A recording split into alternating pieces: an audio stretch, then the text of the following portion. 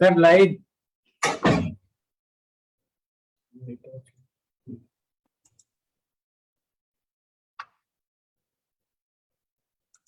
Sir, live is on. Sir, you're mute. Sir, please unmute yourself.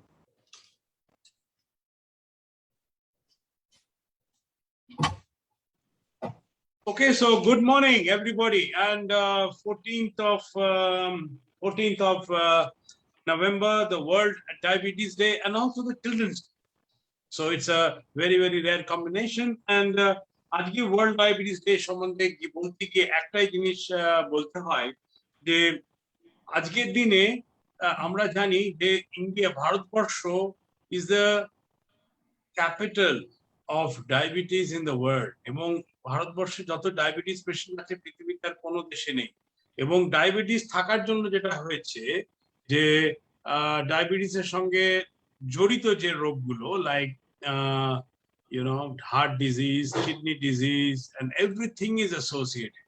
চোখ খারাপ হয়ে যেতে পারে, ব্রেনে স্ট্রোক হতে পারে, পায়ে গ্যাংগ্রিন হতে পারে। এবং এই বিষয়ে আমাদের সঙ্গে আলোচনা করার জন্য আমাদের সঙ্গে আছে doctor Amartya Shankar Chowdhury, consultant endocrinologist, লব্ধ প্রতিষ্ঠিত একজন এন্ডোক্রাইনোলজিস্ট, অনেক দিন ধরে কলকাতায় প্র্যাকটিস করেছেন। এবং হ্যালো ডক্টর অমর্ত্য, এখন মিশন হসপিটালে বিগত কয়েক বছর ধরে দক্ষতার সঙ্গে এন্ডোক্রাইনোলজিস্টের প্র্যাকটিস করে যাচ্ছে।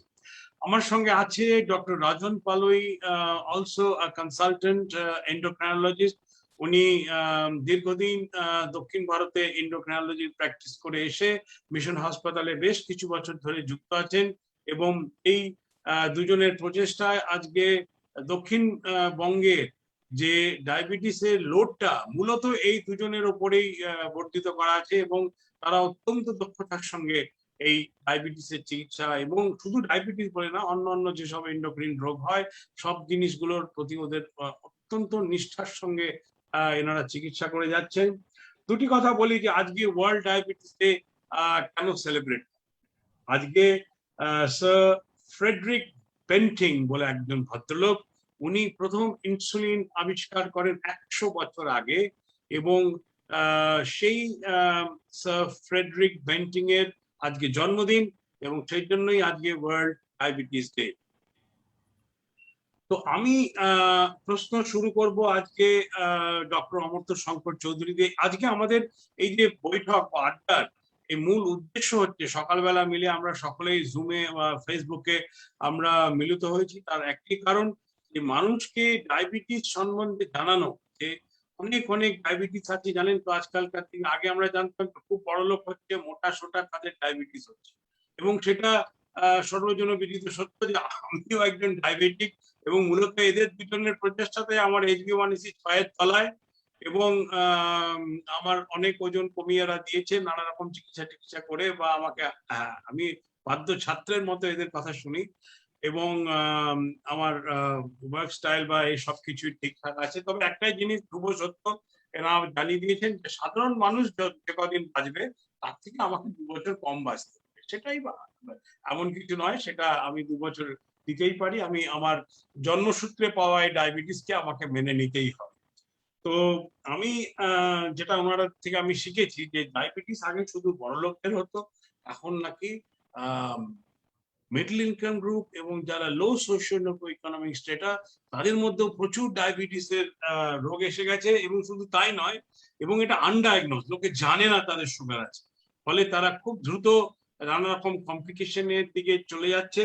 এবং সেই জন্য এই বছরের ডায়াবেটিসের যেটা মেইন কথা, সেটা হচ্ছে access to diabetic care. If not now then when. আমাদের প্রত্যেকটা লোকের কাছে পৌঁছে যেতে হবে যে ভাই তোমরা বছরে একবার করে সুগার টেস্ট করো। এইসব বিষয় আমি বলবো না, এনারা বলবেন। তো আমি আমার প্রথম প্রশ্ন ডক্টর অমর্ত্য শঙ্কর চৌধুরীকে করছি যে ডায়াবেটিস এখন প্রত্যেকটা ঘরে ঘরে এসে গেছে। এই ডায়াবেটিসের সিভিয়ারিটি যা বা প্যান্ডেমিক, এই প্যান্ডেমিকটা কতটা সত্যি এবং কতটা তার seriousness, doctor Amartya Shankar Chowdhury. Thank you sir.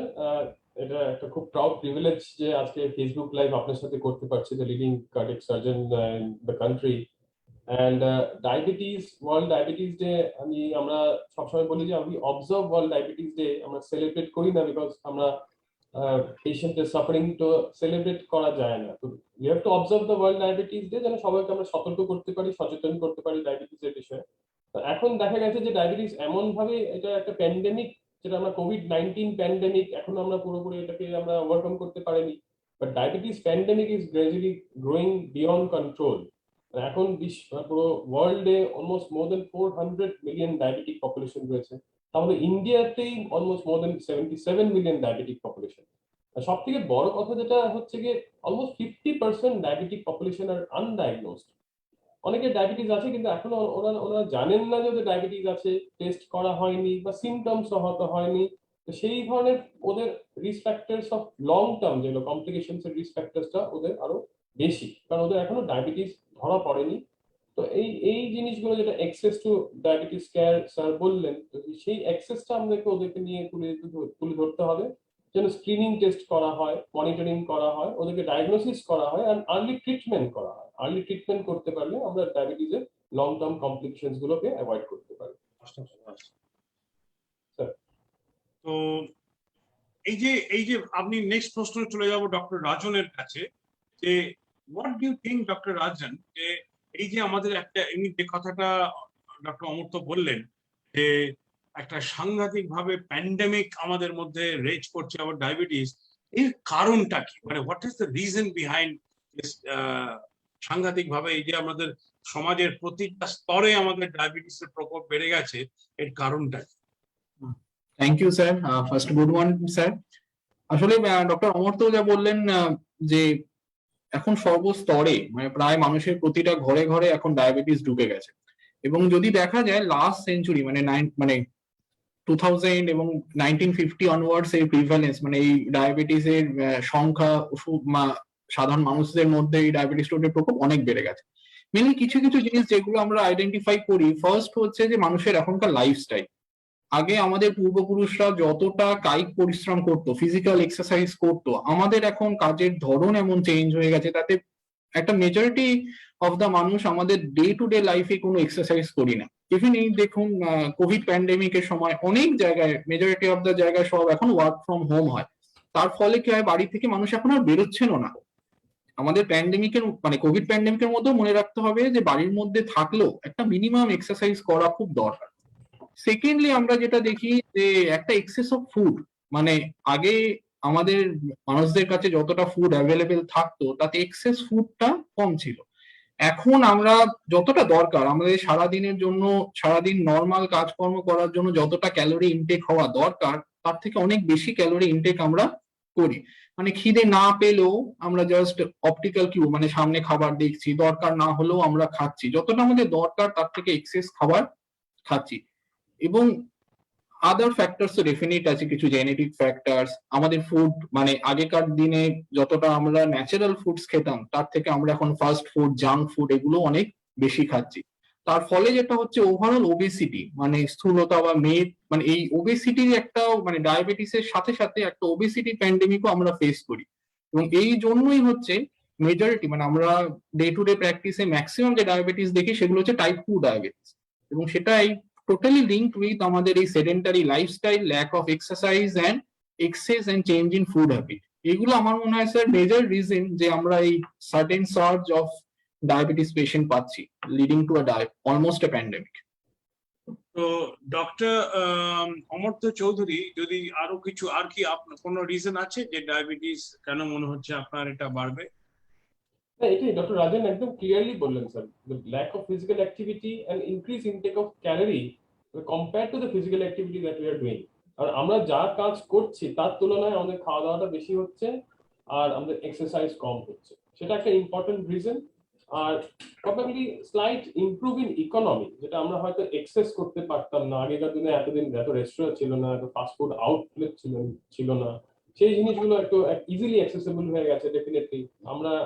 আমি জানি না স্যার আপনাদের ছোটবেলা কেমন, আমাদের we are in the next generation, but still we did not have that much access to fast food outlets, cold drink, colas every week, every now and then, যেটা খুব common হয়ে গেছে আজকাল এভরি হাউসহোল্ড ডায়েটে।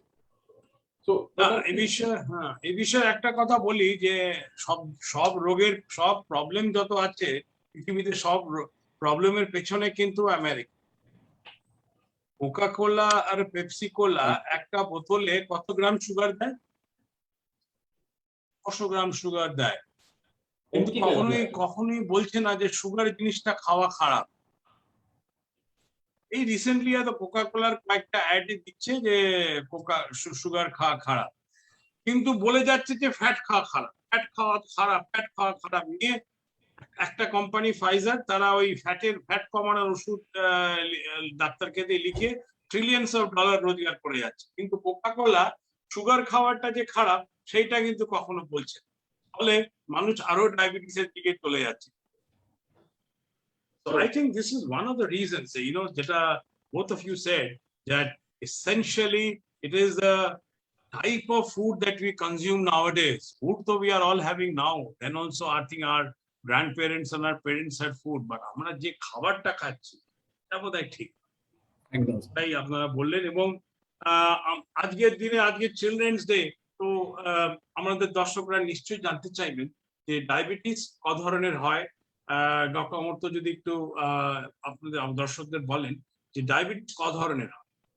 So mainly আমরা যখন discuss করি about diabetes, আমরা টাইপ 2 ডায়াবেটিসটাই বেসিক্যালি ডিসকাস করি, কারণ অলমোস্ট 90% ডায়াবেটিস যেটা রয়েছে সেটা টাইপ 2 ডায়াবেটিস। আর এই ডায়াবেটিসটাই লাইফস্টাইল ম্যানেজমেন্ট, ট্রিটমেন্ট, ডায়েট এটা দিয়ে কন্ট্রোল করা যায়। যেটা আরো দু ধরনের ডায়াবেটিস উই কমনলি এনকাউন্টার, যেটা ওপিডি তে যারা আসেন, হচ্ছে বাচ্চাদের diabetes, type 1 diabetes. Type 1 diabetes খুব কম বয়সে হতে পারে, কিন্তু অ্যাডাল্টেও হতে পারে। ইটস নট দ্যাট খালি শুধু চিলড্রেনেরই হবে। তো টাইপ 1 ডায়াবেটিস হচ্ছে কি দে আর কমপ্লিটলি ইনসুলিন ডেফিশিয়েন্ট, ওদের শরীরে ইনসুলিন তৈরি হয় না। ইনসুলিন তৈরি হয় না, so they are completely dependent on insulin for survival. ওরা ইনসুলিন একদিনের জন্য বন্ধ করতে পারবেন না। এখন পর্যন্ত, আজ পর্যন্ত ইনসুলিন ছাড়া ওদের জন্য কোনো ট্রিটমেন্ট তৈরি হয়নি। So all diabetic type 1 diabetes patient যারা আছেন ওদেরকে বলছি যে কোনো অন্য ম্যাজিক কিওরে do not believe. Insulin is the only treatment for type 1 diabetes. যেটা বাচ্চাদের হয়, কিন্তু অ্যাডাল্টও হতে পারে। তো এটা সিমটমস হচ্ছে কি অনেক সময় খুব হাই সুগার নিয়ে পেশেন্ট হয়তো খুব ভমিটিং করছে, পেটে ব্যথা হচ্ছে, অজ্ঞান হয়ে গেছেন, হাসপাতালে ভর্তি করতে হয়েছে, স্যালাইন দিতে হয়েছে, বডিতে অ্যাসিড তৈরি হয়ে গেছে, তখন অনেক সময় ডায়াগনোসিস হয়। একটু লাইফ থ্রেটেনিং কমপ্লিকেশন দেখা যায়, সেটাকে ডায়াবেটিক কিটোএসিডোসিস বলি আমরা। তো এই ধরনের ডায়াবেটিস আর টোটালি ইনসুলিন ডিপেন্ডেন্ট। নেক্সট হচ্ছে কি আরেকটা কমন ডায়াবেটিস আমরা ওপিডি তে অনেক সময় আসে, হচ্ছে কি প্রেগন্যান্সিতে। আমরা এখন দেখছি প্রেগন্যান্ট ওমেনদের খুব ডায়াবেটিসের একটা প্রিভ্যালেন্স বেড়ে গেছে আগের তুলনায়। তো প্রেগন্যান্সি ডায়াবেটিসের ট্রিটমেন্ট ম্যানেজমেন্ট আমরা পরে হয়তো আবার ডিসকাস করব। তো প্রেগন্যান্সি ডায়াবেটিসের একটু different then normal management of type 2 diabetes. ওরা কিছু ট্যাবলেটস এন্ড ইনসুলিনের কন্ট্রোল থাকে। and other variants of diabetes যেগুলো রেয়ার, সেগুলো সবসময় আমরা ওপিডি তে এত আসে না। জেনেটিক ফর্ম অফ ডায়াবেটিস আছে, maturity onset diabetes of the young, pancreatic diabetes, যাদের প্যানক্রিয়াটাইটিস হয়ে গেছে, প্যানক্রিয়াস গ্ল্যান্ড খারাপ হয়ে গেছে যেখান থেকে ইনসুলিন তৈরি হয়, সেই গ্ল্যান্ড যদি খারাপ হয়ে গেছে তাদেরও ডায়াবেটিস হতে পারে। আর তাদেরও ইনসুলিনই ট্রিটমেন্ট, ওদের সবসময় ট্যাবলেট হয়তো কাজ করবে না। বাট বেসিক্যালি আমরা যখন ডায়াবেটিস নিয়ে ডিসকাশন করি, we talk about type 2 diabetes, কারণ এটাই সব থেকে বেশি, আর এটার প্রিভ্যালেন্সটাই বাড়ছে, এটাই প্যান্ডেমিকটা ক্রিয়েট করছে।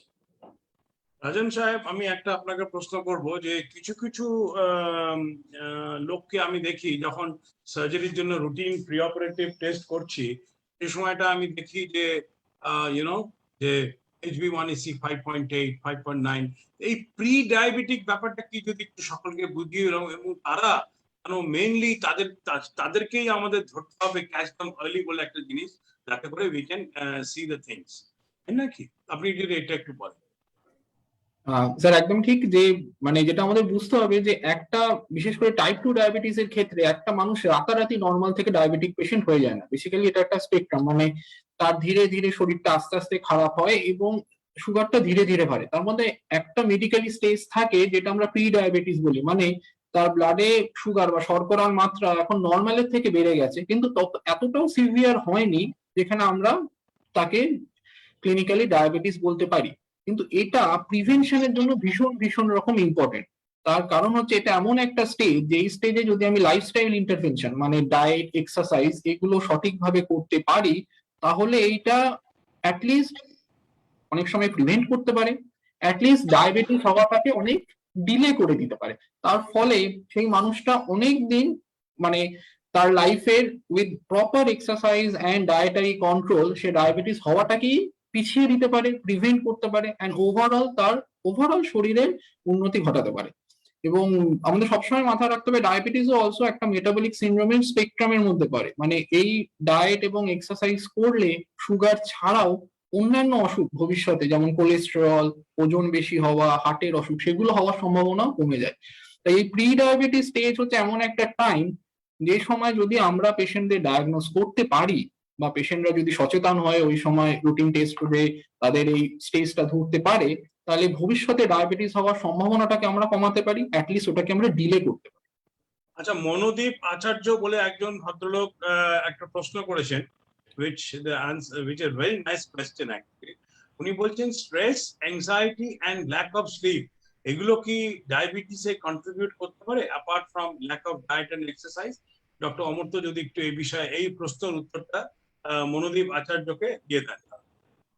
হ্যাঁ স্যার, আজকাল মানে this is very important and very pertinent question, খুব ভালো কোয়েশ্চেন করেছেন। আমি স্ট্রেস আমাদের এই নতুন লাইফস্টাইল যেটা আমরা লিড করছি, মানে আমাদের যেটা চাকরি অকুপেশন বলুন, মানে everywhere, not medical profession, engineering profession, government profession, সবখানেই কাজের চাপ বেড়ে গেছে, একটা এংজাইটি বেড়ে গেছে, কাজের টেনশন আছে, টাইমিং আওয়ার্স বেড়ে গেছে, আমরা এডিকুয়েট রেস্ট আমাদের হয়তো কমে যাচ্ছে, এক্সারসাইজ অনেকেই বলে আমরা তাতেও আমার টাইম পাই না, সকালে 8টায় বেরিয়ে যাই, রাত 10টায় ঢুকি, আমার টাইম নেই এক্সারসাইজ করার, আর তারপরে আমার টাইম অফ স্লিপ মাত্র 5 ঘন্টা। All this contributes to worsening of the diabetes control, বা এটাও ডায়াবেটিসকে অনসেটটাকে এগিয়ে দিতে পারে। তো cause behind there some stress hormones যেগুলো বেড়ে যায় অনেক সময় স্ট্রেস এনজাইটি লেভেল থেকে। এই স্ট্রেস হরমোন গুলো কিন্তু ব্লাড গ্লুকোজ লেভেলকে বাড়ায়, ব্লাড প্রেশার বাড়ায়। So relieving stress, relieving anxiety, আমরা অল্টারনেটিভ থেরাপি যেমন বলি অনেক সময় যে yoga also help, exercise helps, এই যোগা এক্সারসাইজ এগুলো কিন্তু স্ট্রেস এনজাইটি লেভেল কমাতে পারে, মেডিটেশন, এই ধরনের জিনিসগুলো। Adequate rest is very important, around 7 hours আমরা বলি যে একটু 7 ঘন্টা যেন একটা রেস্ট স্লিপ দরকার to have a very good next day, যেন অ্যালার্ট অ্যাক্টিভ থাকে। আরেকটা প্রশ্ন এসছে ডক্টর রাজন আপনার জন্য, যে স্লিপ অ্যাপনিয়া যদি থাকে তাহলে পরে কি ব্লাড সুগারের বাড়ে? স্যার বেসিক্যালি এটা হচ্ছে মানে ডেফিনেটলি স্লিপ অ্যাপনিয়াটার মানে আমাদের যদি দেখতে হয় কেন হচ্ছে, মেজরিটি অফ পেশেন্ট যাদের স্লিপ অ্যাপনিয়া থাকে তারা হচ্ছে বেসিক্যালি মরবিড ওবেসিটি, মানে স্থূলতারও একটা ম্যাক্সিমাম পর্যায়ে থাকে। So they have a very common risk factor of obesity. তাই জন্য মানে ইট ইজ মেইনলি যে ওবেসিটিটাই যেটা স্লিপ অ্যাপনিয়া করছে, that is also causing diabetes. মানে প্লাস ওএস এর জন্য তার ইন্ডিভিজুয়াল তার একটা স্ট্রেস ফ্যাক্টর, স্ট্রেস হরমোন সেটা তো বাড়বেই, but as a positive factor মানে যে কারণে আমার ওএস এটা হচ্ছে সেই that might be the main trigger factor for diabetes also. এই বিষয়ে আমার একটা এক্সপিরিয়েন্স বলি। আমি there is a little thing in me that আমি দিনের বেলা 5 বার 6 বার, তোমরাই বলে দিয়েছো, 5 বার 6 বারই করে সুগার দেখি আমি বাড়ি। ফিঙ্গার প্রিক, আমার বোধহয় আঙুলটা একটু কালো কালো হয়ে গেছে ফিঙ্গার প্রিক করে। তো আমি মধ্যখানে খুব একজন আমাকে খুব বিরক্ত করছিল, খুব স্ট্রেস হচ্ছিল, অশান্তি হচ্ছিল মনের ভিতরে। তো আমি সকালে বিকেলে সুগার দেখছি 130, 138, 145। এই লোকটা আমাকে একটু অশান্তি দিল, একটা বাজে বাইরের লোক আর কি, এসে উল্টো পাল্টা হ্যান ত্যান পেশেন্টের কোনো আনরিলেটেড অপারেশনাল ইস্যু নিয়ে অশান্তি করছে। আর আমি সাধারণত স্ট্রেসড হই না, I don't let anything scratch below my surface. কিন্তু আমার একটু সেদিনকে মাল্টিটিউড অফ প্রবলেমের জন্য I had a bit of stress in me already, খুব শরীর খুব রাগ হলো, সুগার দেখলাম 200, রাগ কমে গেল 140, 3-4 ঘন্টা। তো আমি দেখে অবাক হয়ে গেলাম যে এরকমের সুগার বাড়ে। মানে me being a doctor for last 45 years, আমারও also this is a new learning for me. But anyway, আমি এটা বলছি, একটা সাধারণ লোক, একটা ধরুন 30, 40, 45, 50 বছরের লোক, সে সাধারণ ভাবে হাঁটা চলা করছে, তার বাড়িতে কারো ডায়াবেটিস নেই, কি হলে তার মনে হবে যে আমার হয়তো ডায়াবেটিস হয়েছে? কি সাইন্স বা মানে কি কষ্ট বা কি দেখলে, শরীরের মধ্যে কিছু একটা দেখলে ওনার মনে হবে যে আমার হয়তো ডায়াবেটিস হচ্ছে, এবং সে তখন চিন্তাগ্রস্ত হয়ে তখন সে যাবে টেস্ট করাতে। এটা যদি আমাকে অমর্ত্য ডক্টর অমর্ত্য প্লিজ একটু ইফ ইউ ক্যান এলিসিডেট তাহলে খুব ভালো লাগবে শুনতে। আচ্ছা স্যার, অলমোস্ট মানে আমরা ডায়াবেটিস অ্যাওয়ারনেস একটা লেভেলে পৌঁছে গেছে যে আমি অনেক পেশেন্টই পাই ওরা নিজেরাই টেস্ট করে আজকাল চলে আসে, কারণ সেই সিমটমস গুলো ওরা জানতে পেরে গেছে। তো that is a very good thing যে এখন অনেকেই সচেতন হয়ে গেছে ডায়াবেটিস সিমটমস। তাও বলে দিচ্ছি যে কমন সিমটমস যেগুলো ডায়াবেটিস হচ্ছে কি, একটা খুব জল তেষ্টা, ইনক্রিজ থার্স্ট, বারবার জল খেতে হচ্ছে, বারবার ওয়াশরুম যেতে হচ্ছে, পেচ্ছাপ করতে হচ্ছে, বা কারো ওয়েট কমে যাচ্ছে, হঠাৎ করে কারো ওয়েট ছিল 70 কেজি, সাডেনলি দেখা যাচ্ছে যে কিছুদিনের মধ্যে ওয়েট হয়ে গেছে 65-64 কেজি, খুব শীঘ্রই ওয়েট লস হচ্ছে। বা ইউরিনারি ইনফেকশন হচ্ছে, অনেকে পেচ্ছাপের ইনফেকশন হয়, ইচিং হতে পারে, বার্নিং হতে পারে, সেই ধরনের infections. Unnecessary unexplained pains in the body, এখন জয়েন্ট পেইন শুরু হয়ে গেছে। অনেক পেশেন্ট আমার কাছে এসছে যে ডাক্তার আমার পায়ে ব্যথা হচ্ছে, হিল পেইন হচ্ছে, তখন দেখা যাচ্ছে সুগার টেস্ট করার পরে হঠাৎ দেখছি 400, অন্য কোনো সিমটমস নেই। অনেক ধরনের ভাবেই প্রেজেন্ট করতে পারে। কারো খুব সিভিয়ার ফিভার ইনফেকশন নিয়ে হাসপাতালে ভর্তি হয়েছে, তখন দেখা গেছে যে সুগার হাই। তো এই ধরনের সিমটমস, বাট বেসিক সিমটমস হচ্ছে কি ইনক্রিজ থার্স্ট, জল তেষ্টা বেড়ে যাওয়া, ওয়েট লস, চোখে ব্লারিং ও ভিশন, অনেক সময় চোখের দৃষ্টি কমে যায়। সেই ধরনের সিমটমস যদি হয়, ইমিডিয়েটলি সুগার চেক করা উচিত। Thank you doctor Amartya. আমি এই সিমটম রিলেটেড ব্যাপারেই আমি ডক্টর রাজনের কাছে চলে যাব যে সব পেশেন্টের কি একই সিমটম হবে? কারণ আমি জানি আমার ডায়াগনোসিসটা কি করে হয়েছিল, যখন যখন এই হাসপাতাল তৈরি হচ্ছে আর কি, তখন হাসপাতাল তৈরি হয়েছে, শুরু হয়েছে 2008-এ, 6 থেকে চলছে আর কি, যে বিল্ডিং হচ্ছে, হ্যান হচ্ছে, ত্যান হচ্ছে, ব্যাংক লোন পাবো কি পাবো না, নানা রকম দুশ্চিন্তা চলছে। তো তখন আমি দেখছি রোজ বারবার পেচ্ছাপ করতে যেতে হচ্ছে, ইউরিনাল যেতে হচ্ছে, এবং ইউরিনটা পড়ছে তখন খুব ফেনা ফেনা হয়ে যাচ্ছে। আমার মেন্টাল স্ট্রেংথ এত যে আমার টায়ার্ডনেস বলে কোনো জিনিস আসতো না, বা ফেটিক বলে কোনো জিনিস আসতো না, but that is one thing that being a doctor, I immediately went and checked, and then I knew to it. তো আমি ডক্টর রাজনকে এই প্রশ্ন করব যে সব ডায়াবেটিস পেশেন্টের একই সিমটম হবে? না স্যার, সব ডায়াবেটিক পেশেন্ট সবসময় একই সিমটম নিয়ে প্রেজেন্ট করে না। মানে এই যে ডক্টর অমর্ত্য সিমটমস গুলো বললেন, এটা একটা স্পেকট্রাম, এমন কোনো নেই যে সব মানে একজন মানুষ সব কটা সিমটম নিয়ে প্রেজেন্ট করবে। মেইনলি কমন সিমটম যেগুলো ডক্টর অমর্ত্য বললেন, যে ইউরিন বেশি হওয়া, প্রচন্ড জল তেষ্টা পাওয়া, আনইনটেনশনাল ওয়েট লস, এগুলো ডেফিনেটলি মানে একদম ডায়াবেটিসের আমরা বলি যে ক্লাসিক সিমটমস। এবং এগুলো মানে আরো বেশি সুগারে আমাদের মানে যখন সুগারটা অনেকটা হাই হয়ে গেছে বা হট করে সুগারটা হাই হয়েছে, তখন আমরা এই বেশি সিমটমস গুলো পাই।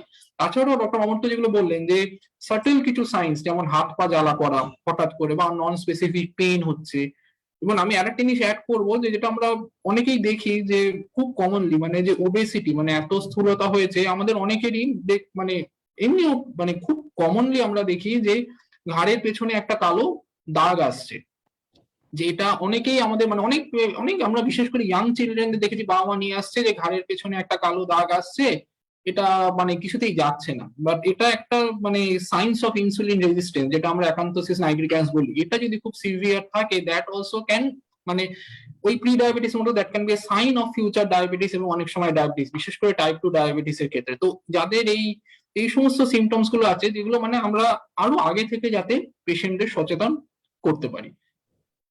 আরেকটা জিনিস বলছি ডক্টর রাজন, আমি আরেকটা জিনিস অ্যাড করতে চাইবো, যে যখন সিমটমস এর কথা হচ্ছে, তো আমরা ইনিশিয়ালি আমরা ডিসকাস করেছিলাম अराउंड 50% আর আনডায়াগনোজড।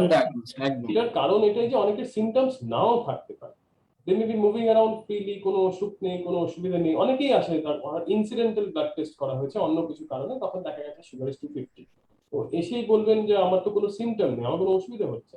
তো অনেকেই সবসময় যে সিমটমস হবে তাও অনেকদিন ডায়াবেটিস হয়ে গেছে, হয়তো সিমটমস ডেভেলপ করেছে।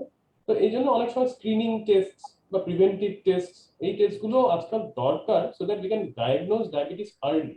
কারণ আর্লি ডিটেকশন করলেই, আর্লি ট্রিটমেন্ট করলে ডায়াবেটিসের যেগুলো life threatening complications we can avoid. That is a very important point. Sir please unmute. যারা হিন্দি ভাষী আছে আমাদের শ্রোতা, তাদের অবগতির জন্য জানাই যে আমরা কিছুক্ষণ পরে হিন্দিতে একটু, সকলে হয়তো হিন্দি পুরোটা নাও বলতে পারে, কিন্তু মূলত হিন্দিতে আমরা ডিসকাস করব, so that people can understand what we are saying. তো কলকাতা থেকে ডক্টর মিস্টার সঞ্জিত তলওয়ার একটা প্রশ্ন করেছে, ভেরি রেলেভেন্ট প্রশ্ন। Is diabetes reversed? ডায়াবেটিস কি রিভার্সিবল হয়? Doctor Amar, I will come to you. Yes, to some extent আমরা যেটা টাইপ 2 ডায়াবেটিস এর যখন ডিসকাশন করছি, টাইপ 2 ডায়াবেটিস এর ক্ষেত্রে এটা দিস পার্টিনেন্ট কোয়েশ্চেনটা। অনেক সময় দেখা গেছে যে ডায়াবেটিস পেশেন্ট রিসেন্টলি ডায়াগনোসিস হয়েছে, diagnosis and he is very overweight, obese, অনেকটা ওয়েট বেড়ে গেছে, মানে around 20-30 KG his extra weight he has put on, diabetes ধরা পড়েছে। এই গ্রুপ অফ ইন্ডিভিজুয়ালস দেখা গেছে যে একদম particularly very strict diet and exercise regimen যদি ফলো করা হয়, and if you can lose around 15% of body weight, his beta cells যেখান থেকে ইনসুলিন তৈরি হয়, সেই বিটা সেলস আর একটু বেটার ইমপ্রুভড ইনসুলিন তৈরি করে, and ইনসুলিন রেজিস্ট্যান্সটা কিছুটা কমে যায়, diabetes may come back to normal. Diabetes normal তখন আমার কি মানে যাদের বিটা সেল নেই তারা কি এতে উৎসাহিত হবে? Long standing diabetes is very difficult. এটা যাদের নিউ অনসেট ডায়াবেটিস হয়েছে, বিটা সেল রিজার্ভ এখনো ভালো রয়েছে, ওয়েট লস করতে পারবেন ওরা, ডায়েট লাইফস্টাইল মেনে চলতে পারবেন, তাদের এটা পসিবল, একদম যে পসিবল তা নয়, পসিবল। এন্ড দিস ইজ রাজন বল। একটা জিনিস অ্যাড করবো যেটা জাস্ট অপোজিট, মানে যেহেতু প্রসঙ্গটা উঠলো, যেমন টাইপ 2 ডায়াবেটিস এর রিভার্সাল, আমরা এর অপোজিট একটা জিনিস দেখি টাইপ 1 ডায়াবেটিস, এবং that can be very disastrous. মানে টাইপ 1 ডায়াবেটিস এর বিটা সেল অলরেডি ডিস্ট্রাকশন হয়ে গেছে এবং মোস্ট অফ দ্য পেশেন্ট আসে আমাদের কাছে ভেরি হাই সুগার ডিকে নিয়ে। তো once we start treating the patient, initial ফেজে একটা পিরিয়ড থাকে যেটাকে আমরা বলি হানিমুন পিরিয়ড। মানে ওই পিরিয়ডে কি হয় যে পেশেন্টের ইনিশিয়াল ট্রিটমেন্টের পর ইনসুলিন রিকোয়ারমেন্ট অনেকটা কমে যায়, এবং তখন মানে অনেক সময় পেশেন্টদের একটা ধারণা হয় যে এখন তো তাহলে ইনসুলিন লাগছে না, সুগার নর্মাল হয়ে গেছে, আমাদের আর সারা জীবনে কিছু লাগবে না, এবং that is disastrous for type 1 DM. মানে এটা কিছুদিন দেখা যায় যে সেই হানিমুন পিরিয়ডে পেশেন্টটা অনেক কম ইনসুলিনে, সামটাইমস উইদাউট ইনসুলিনও হয়তো 3-4 মাস ভালো থাকে, but again it is going to come back. এবং তাই জন্য এই সময় it is that opposite side, it is a pseudo reversal type. তাই এই সময় এটা ভীষণ ইম্পর্টেন্ট যে পেশেন্ট এবং তার পেরেন্টস মানে বাবা মা যেন কন্টিনিউয়াসলি সুগার মনিটরিং করেন, এবং যিনি এন্ডোক্রিনোলজিস্ট বা তাকে দেখছেন তার সাথে কন্টিনিউয়াস এতে থাকেন, কারণ টাইপ 1 ডায়াবেটিস এর এইটা জাস্ট অপোজিট হয় এই হানিমুন পিরিয়ড। একটা প্রশ্ন এসছে, can diabetes cause heart attack? এই প্রশ্নের জবাবটা আমি আপনাদের পারমিশন নিয়ে আমি উত্তর দিচ্ছি। Yes, diabetes does cause heart. আজকে ইন্ডিয়া হচ্ছে diabetic capital of the world, মানে পৃথিবীতে যত দেশ আছে তার মধ্যে diabetic capital of the world. আর ইন্ডিয়া যেহেতু ডায়াবেটিস বেশি আছে, সেই জন্য it is also the heart attack capital of the, মানে যত দেশে হার্ট অ্যাটাক হচ্ছে by sheer size of the population, India is the diabetic and heart attack capital of the world. সেটা অদ্ভুত যোগসূত্র আছে। আমি হলফ করে বলতে পারি, আজকে আমি ধরুন মাসে 170 থেকে 200 জনের বাইপাস সার্জারি বা আরো যারা অ্যাঞ্জিওপ্লাস্টি করাতে আসছে, ধরুন আরো 400-500 লোকের অ্যাঞ্জিওপ্লাস্টি হচ্ছে, বেশিরভাগ লোকেরই 80% is not an overestimate, তাদের কিন্তু ডায়াবেটিস আছে এবং তার সঙ্গে তারা স্মোকিংও করে। তো this a very very bad combination. তার সঙ্গে যদি সোনায় সোহাগা হয়, যদি একটু হাইপার টেনশনের সঙ্গে থাকে, সুতরাং ডায়াবেটিস, এবং শুধু তাই নয়, সাধারণ লোকেদের যদি রোগ হয় তাহলে ডায়াবেটিস থাকলে ধরুন একটা জায়গায় রোগ হলো, মানে ফোকাল ডিজিজ যাকে বলে, কিন্তু ডায়াবেটিস হলে গোটা ধমনীটা জুড়ে রোগ, ফলে ইট ইজ ভেরি ডিফিকাল্ট, খুব মানে ডিফিকাল্ট টু সার্জিক্যালি কারেক্ট। সুতরাং ডায়াবেটিসের সঙ্গে হার্ট অ্যাটাকের অদ্ভুত যোগ আছে, এবং ডায়াবেটিস থাকলে আপনার প্রবলেম হবেই ধরে নিতে পারেন হার্টে। So very very careful. আর আপনি যদি একটু রোগা পাতলা হন তাহলে ডায়াবেটিস থেকে হার্ট অ্যাটাকের সম্ভাবনা আরো বেশি। তার কারণ হচ্ছে বডির যদি ছোট ফ্রেম থাকে তাহলে আর্টারি গুলোও ছোট হয়, ফলে ডায়াবেটিসটা আরো তাড়াতাড়ি বন্ধ করে দেয় আর্টারি গুলোকে। কম্পেয়ার্ড যে আপনি জানবেন যে একটা ককাসাইড যারা সাদা, মানে যারা ফর্সা, মানে যারা বিদেশে থাকে, তাদের হার্টের মধ্যে করোনারি আর্টারিতে ধমনীতে কোলেস্টেরল ডিপোজিশন শুরু হয় 20 থেকে 22 বছর বয়সে। আর আমাদের যারা আমরা ইন্ডিয়ান, যাদের আর্টারি গুলো আরো সরু, because we are smaller in size, তাদের আর্টারিতে কোলেস্ট্রল ডিপোজিশন শুরু হয় 5 বছর বয়সে। তো ওদের একটা 15 বছরের হেডস আপ থেকেই যাচ্ছে, বুঝতে পেরেছেন তো?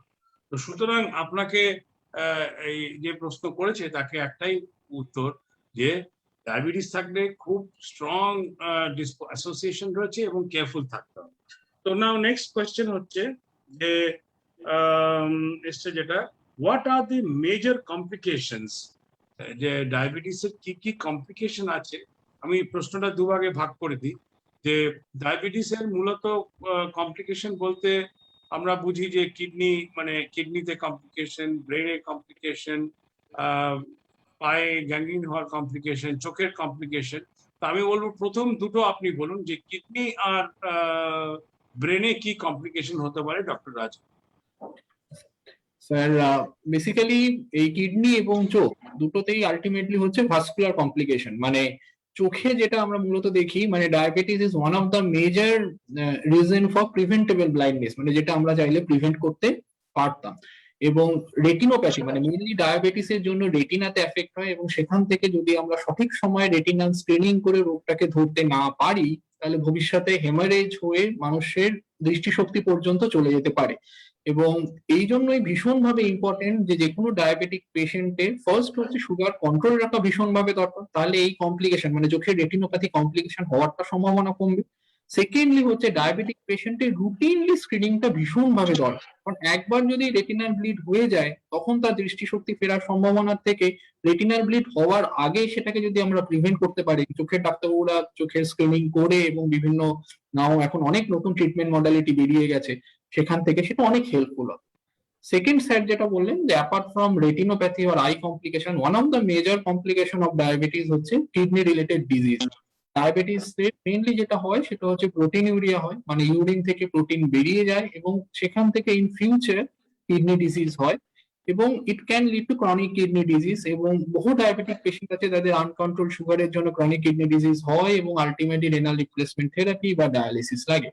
সেটাও বোঝার জন্য আমরা একটা রুটিনলি ইয়ারলি যে টেস্ট গুলো করাই, যে কিডনির কিছু ফাংশন টেস্ট এবং ইউরিন টেস্ট, যে ইউরিন থেকে প্রোটিন বেরিয়ে যাচ্ছে কিনা, সেম থিং, মানে মানে এই কমপ্লিকেশন গুলোকে ভীষণ বেড়ে যাওয়ার আগেই যাতে আমরা ধরতে পারি, এবং সেইটা ধরলে যাতে এটার ভয়াবহতা বা এটা সিভিয়ারিটি আমরা প্রিভেন্ট করতে পারি। বাট ডেফিনেটলি কিডনি এবং চোখ দুটো হচ্ছে one of the major organs যেটা ডায়াবেটিস থেকে ভীষণভাবে অ্যাফেক্টেড। তো নেক্সট হচ্ছে যে নেক্সট যে জিনিসটা আছে পেরিফেরাল ভাস্কুলার ডিজিজ বা গ্যাংগ্রিন। আমি তো অনেক রোগীকে দেখেছি, আগে ছোটবেলায় সব রোগী দেখতাম, এখন অ্যাভয়েড করি ওগুলো, আমি দিয়ে দিই আমাদের জুনিয়রদের, যে এই যে ডায়াবেটিক ফুড, যে অ্যাথেরোস্ক্লেরোটিক পেরিফেরাল ভাস্কুলার ডিজিজ যেটা হয়, যার জন্য ডায়াবেটিক ফুড হয়, বা এগুলো আপনি সম্বন্ধে কিছু যদি হাইলাইট করে, এবং সতর্কতা কিরকম ধরনের জুতো পড়বে, কিরকম ধরনের পড়বে, এগুলো নিয়ে একটু এলুসিলেট করেন about peripheral vascular diseases and any other complications that you come across while treating any other organ specific problems. Dr. Todul. That's it. Complications are we have already spoken about. আমাদের এই ডায়াবেটিস আমরা management, আমরা diabetes treatment কেন করছি, we are একটা WHO definition of disease ছিল person who is not at is. So probably diabetes এর ক্ষেত্রে এটা ইটস নট প্রযোজ্য, কারণ অনেক ডায়াবেটিক পেশেন্টই আছে যারা নর্মাল কাজকর্ম করছেন, ঘুরে বেড়াচ্ছেন উইথ সুগার অফ 200-250, ওদের কিন্তু কিছু প্রবলেম হচ্ছে না। আমরা ট্রিটমেন্টটা কেন করছি? আমরা ট্রিটমেন্ট এজন্যই করছি so that we want to prevent this complications of diabetes, life threatening complications, যেটা পেশেন্টের কোয়ালিটি অফ লাইফটাকেও খারাপ করে দিতে পারে। এখন এই পেরিফেরাল ভাস্কুলার ডিজিজ যেটা বললেন স্যার, অনেক সময় কি হয়, দীর্ঘদিন ডায়াবেটিস আনকন্ট্রোল হলে পেশেন্টের নার্ভ সাইন ক্ষতি হয়, নার্ভ নিউরোপ্যাথি হয়ে যায়, অনেক সময় পায়ের ব্লাড ভেসেলে রক্ত চলাচলটা কমে যায়, আর্টারিজ গুলো খারাপ হয়ে যায়, পায়ের সেন্সেশন কমে যায়। অনেক সময় কি হয়, পায়ে কোথাও ছোট একটা কোথাও লাগলো, ইনজুরি হলো, পেশেন্ট ইজ নট অ্যাওয়্যার, সেই ইনজুরিটাকে কেয়ার করছে না, কারণ আমরা পেইন হলে উই ট্রিট, ব্যথা হচ্ছে ইমিডিয়েটলি আমরা ডাক্তারকে দেখাবো, ব্যথার ওষুধ খাবো, অ্যান্টিবায়োটিক খাবো। ব্যথা যদি না হয় কারণ সেন্সেশনটা কমে গেছে, সেই ট্রিটমেন্টটা ঠিক অ্যাপ্রোপ্রিয়েট টাইমে হয় না। আলসার হয়, আলসারটা বেড়ে যায়, আলসার ইনফেক্টেড হয়ে যায়, তখন আর ব্লাড ভেসেলে যদি রক্ত ওখানে সার্কুলেশন কম থাকে, গ্যাংগ্রিন হয়ে যায়। সো গ্যাংগ্রিন হয়ে গেলে তখন there is no treatment unless পেশেন্টের সেই জায়গাটাকে বাদ দিতে হচ্ছে, অ্যাম্পুট করতে হচ্ছে, so that we can save the person. আমরা অ্যাম্পুটেশন এই জন্যই করি যেন ইনফেকশন বা সেপটিকটা সারা শরীরে স্প্রেড না করে যায়। That is a very unfortunate thing, যেটা ডাক্তাররা অনেক অনেক কষ্ট করে সেই জিনিসটা করতে হয়, অনেক আমাদের মাইন্ডসেটটাও তৈরি করতে হয়। উই ডোন্ট ওয়ান্ট যে কারো কোনো বডি পার্ট লস হয়, বাট আনফরচুনেটলি ইন্ডিয়া নয় ওয়ার্ল্ড ওয়াইড দেখা গেছে যে after accidents, after road traffic accidents, diabetes has now become the most important cause of non traumatic amputations. মানে যাদের অ্যাক্সিডেন্টে পা কাটা যাচ্ছে তারপরেই যদি দেখা যায় তারপরে হচ্ছে কি ডায়াবেটিস। সেই জন্য ডায়াবেটিস কন্ট্রোলটা very important. At the same time এই নার্ভ আর ব্লাড ভেসেলস এগুলো যেন ভালো থাকে তার জন্য ডায়াবেটিস কন্ট্রোলটা খুব ইম্পর্টেন্ট একটা ভেরি ইম্পর্টেন্ট। very important. এবং ডায়াবেটিস একটা জিনিস বলে রাখি, কেউ যদি ভাবলো যে আমার বুড়া আঙুলটা গ্যাংগ্রিন হয়েছে, বুড়া আঙুলটা কেটে গেল, চলো এবার ঠিক আছে, ইট উইল রাইজ আপ। পায়ের অর্ধেকটা কেটে গেল, তারপরে পায়ের এটা কেটে গেল, তারপর হাঁটু কেটে গেল, তারপর ওপরে চলে, কারণ স্টাম্পটাও কিন্তু ভালো করে হিল হয় না। তো আর যদি ওয়েট গ্যাংগ্রিন হয় তো আরো খারাপ। তো এসেনশিয়ালি আমি যেটা মানুষকে বলতে চাই যে পায়ের কেয়ার খুব নেওয়া উচিত। পায়ের পার্টিকুলার আমাদের এখানে টেস্ট হয়, সেই যে পায়ের কোন জায়গাটা বেশি প্রেশার পড়ছে, কোন জায়গাটা কম প্রেশার পড়ছে, সেরকম ধরনের স্পেসিফিক জুতো আমাদের এখান থেকে অর্ডার দিয়ে দেওয়া, আমাদের ডাক্তারবাবুরা বলে দেন এই জুতো পরুন, সেই জুতো পরুন, নিয়ে তাহলে পরে food care is very very important in diabetes. এবং ওয়ান অফ দ্য থিং যে ওই সেন্সেশনটা চলে যায় পায়ে, আমার যত মনে হয়, ফলে তারা যেখানে সেখানে পা লেগে যায়, পায়ে এটা হয়ে যায়। কর্ন কাটাটা, অনেক মানুষের পায়ে কর্ন হয়, সেটা কাটতে গিয়ে হিল হলো না, সাংঘাতিক ব্যাপার হয়ে যায়। এটা হচ্ছে আরেকটা জিনিস যে খালি পায়ে প্রিফারেবলি হাঁটবেন না। মানে আমাদের একটা সব ধর্মেই একটা আছে যে আমরা কোথাও একটা রিলিজিয়াস প্লেসে যাওয়ার আগে অনেক সময় চটি বাইরে স্যান্ডেল খুলে যায়, ওপেন এয়ার, গরমের দিন, খুব high temperature, floor is very hot, sensation কম, সেদিক দিয়ে হেঁটে গেছে, বাড়ি এসে দেখছে বিকেলে সন্ধ্যাবেলা যে ব্লিস্টার্স হয়ে গেছে, সেই ব্লিস্টার্স গুলো হিল হয় না। বা ফায়ার প্লেসের সামনে বসে আছে, আগুনের তাপ নিচ্ছেন, পায়ের সেন্সেশন কম, পাটা এতই এগিয়ে দিয়েছেন যে বার্ন ইনজুরি হয়ে গেছে। So these are some mistakes, accidents which happen, diabetic patient হয়েছে, and we should always try to prevent these things.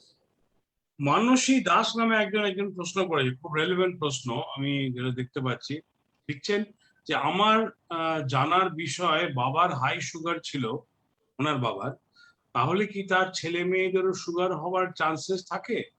মানে মেয়ের বয়স হচ্ছে 40, যদি চান্সেস থাকে তাহলে কিভাবে সাবধানে থাকা হবে, প্লিজ অ্যাডভাইস আস। মানে মানুষের থেকেই আসছে প্রশ্নগুলো, সেগুলো আপনি আমরা যদি উত্তর দিয়ে দিতে পারি। I think doctor Rajan, if you can tell them something. হ্যাঁ স্যার, এটা খুবই ভালো প্রশ্ন, এবং ডেফিনেটলি টাইপ 2 ডায়াবেটিস একটা জেনেটিক ব্যাকগ্রাউন্ড তো থাকেই। যে যে যদি ফ্যামিলি হিস্ট্রি অফ ডায়াবেটিস থাকে তাহলে অন্য মানুষের তুলনায় তার ডায়াবেটিস হওয়ার সম্ভাবনা অনেক বেশি থাকে।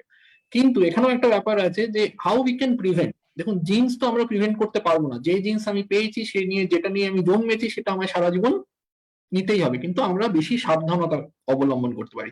সেম থিং, শুধু জেনেটিক ফ্যাক্টরের উপর নয়, আমরা কি লাইফস্টাইল করছি। আমরা যদি প্রপার লাইফস্টাইলে থাকি, এক্সেসিভ ডায়েট না খাই, প্রপারলি এক্সারসাইজ করি, প্রপার ফুড খাই, এবং এর সাথে যে ডায়াবেটিক যাদের স্ট্রং ফ্যামিলি হিস্ট্রি আছে তাদের একটা রুটিন স্ক্রিনিংও করা খুব দরকার। মানে even with all possible preventive measure, he or she might land up in diabetic condition, তাহলে আমরা তার আর্লি ডায়াগনোসিস করে তার ট্রিটমেন্ট করতে পারবো।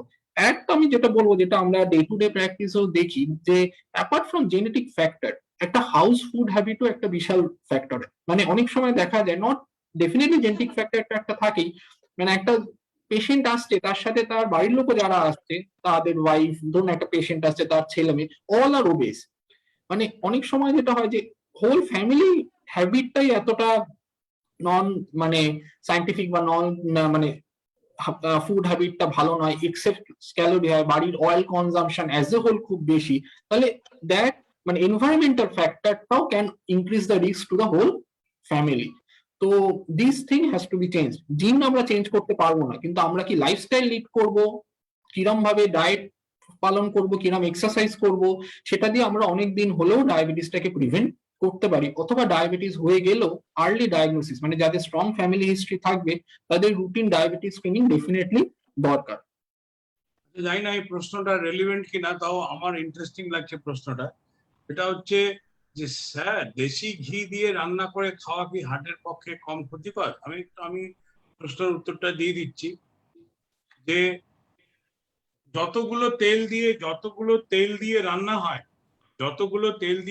হয় তার মধ্যে আপনি যেটা ভাবেন যে সৌরভ গাঙ্গুলি যে কোম্পানির তেলের অ্যাডভার্টাইজমেন্ট করেন সাদা তেল, এই সাদা তেল যদি আমাদের ইন্ডিয়ান রান্না কিন্তু 280 থেকে 300 ডিগ্রি সেন্টিগ্রেডে হয়।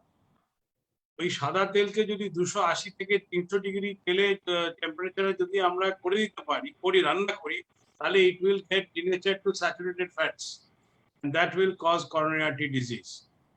যে গরম তেলে রান্না করলে যেটা খারাপ হয় না যে তেল, সেটা হচ্ছে ঘি, এটা হচ্ছে নারকেল তেল এবং খানির সর্ষের তেল, কোল্ড প্রেসড সর্ষের।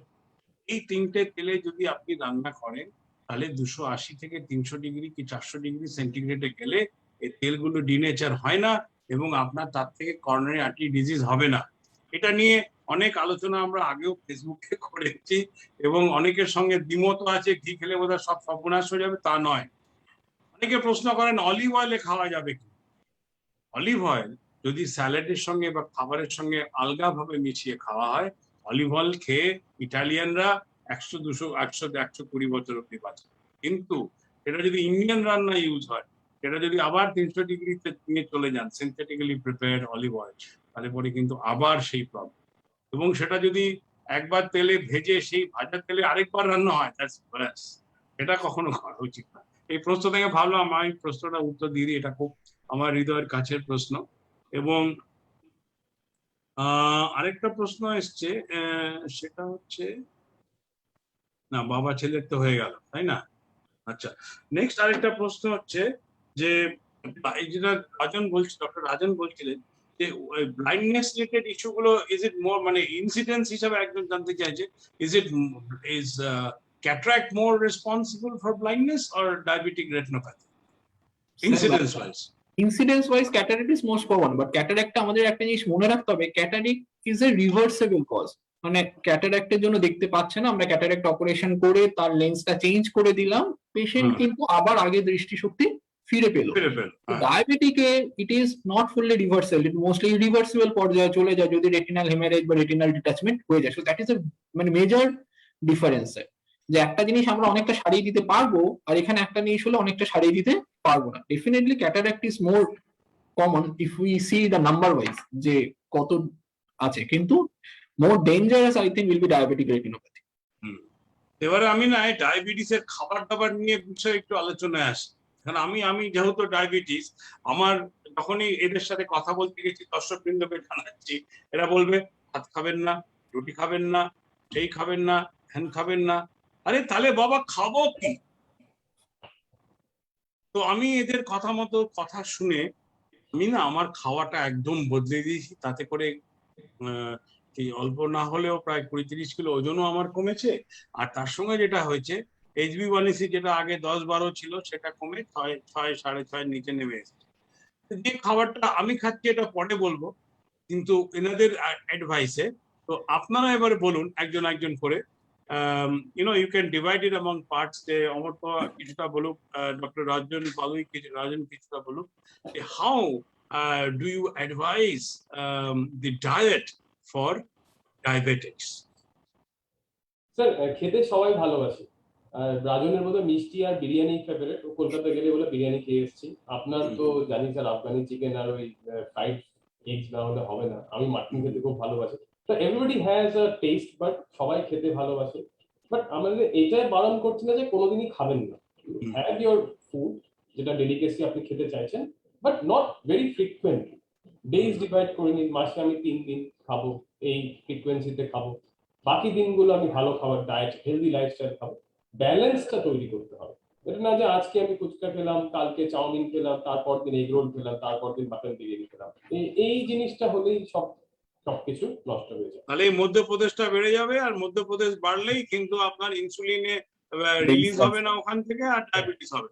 কিন্তু দর্শকবৃন্দ, কিন্তু আপনি বললেন মানে হোয়াট ডক্টর অমর্ত্য যেটা বললেন যে এটা খাবেন না সেটা খাবেন না, কিন্তু আপনি একটা ডায়েট প্ল্যান করে দিতে পারেন। সকাল আমি ভাত খাবো কি, আমি আমার স্পেসিফিক প্রশ্ন, ভাত খাবো কি, ভাত খেলে কতটা খাবো। আবার নানা রকম কথা হচ্ছে আজকাল, বলছে যে ব্রাউন রাইস খাবো কিনা, কেউ বলছে আরে সরু চাল খেতে হবে, কেউ বলছে না সিদ্ধ চাল খেতে হবে, কেউ বলছে, কেউ আবার রিসোর্টোর চাল কিনে নিয়ে আসছে ইটালি থেকে সেটা খাচ্ছে, আর নানা রকম মানে কনফিউজিং রিমার্কস চারটার থেকে। তারপরে তো আমাদের গ্র্যান্ডমাদার্স রেসিপি গুলো আছে, একটু উচ্ছে খাও, একটু তিতো খাও, এটা ওই খাও সেই খাবো না। আমি নিজে কনফিউজ, তো আমি সাধারণ মানুষের কাছে কি বলবো?